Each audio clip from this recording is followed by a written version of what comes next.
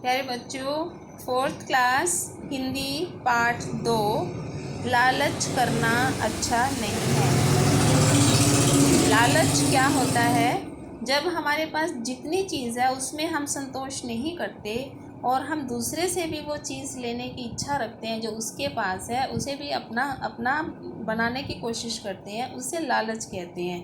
तो लालच करना बुरी बात है। लालच करने से हमारी स्वयं की चीज़ भी चली जाती है। प्रश्न नंबर क, नौकर के मन में क्या विचार आया? पहला प्रश्न है कि नौकर के मन में क्या विचार आया, उसने क्या सोचा। नौकर के मन में विचार आया, क्यों ना मैं इस सुंदर पलंग पर कुछ देर के लिए सो जाऊं। अब आप कहेंगे मैम आप तो बोल रहे थे किसी चीज़ को लेने को लालच कहते हैं। नहीं, लालच यानी दूसरे की चीज़। वो पलंग किसी और का था, लेकिन नौकर के मन में आया कि चलो इस सुंदर से पलंग पे मैं भी कुछ देर के लिए सो जाऊं। तो ये भी लालच था। पलंग किसका था? राजा का था।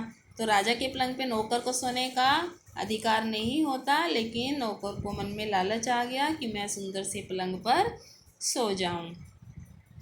दूसरा प्रश्न है, राजा ने नौकर को पलंग पर सोने की क्या सजा दी? जब राजा ने देख लिया कि नौकर पलंग पर सो रहा है तो राजा ने क्या सजा दी भाई?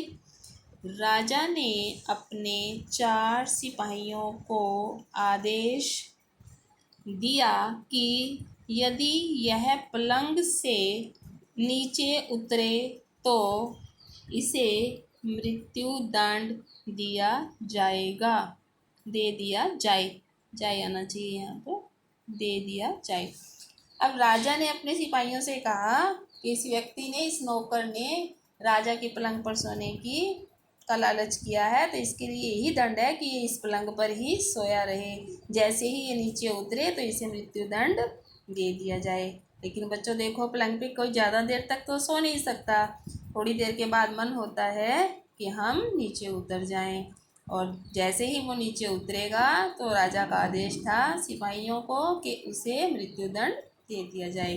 प्रश्न नंबर ग, नौकर किस मुसीबत में फंस गया?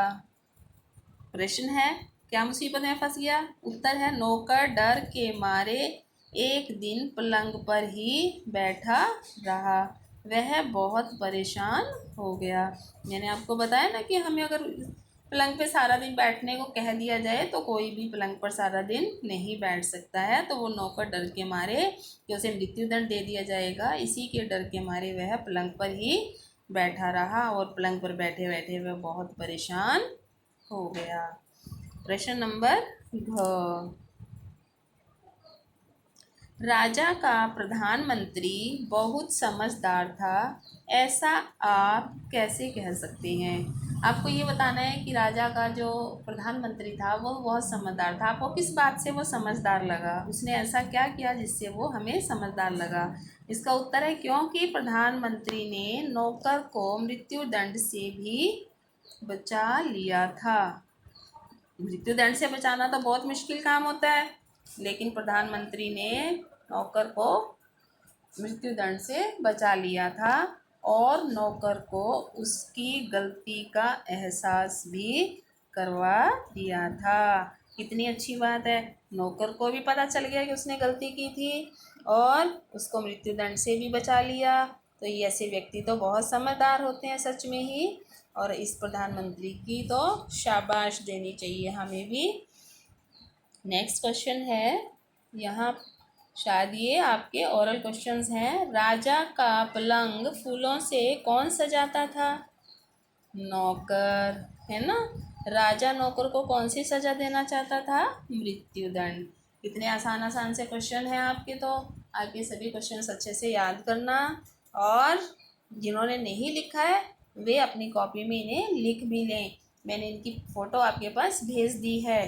ये कंप्लीट होने चाहिए ताकि आप एफए के एग्ज़ाम्स दे सकें। Thank you very much. Love.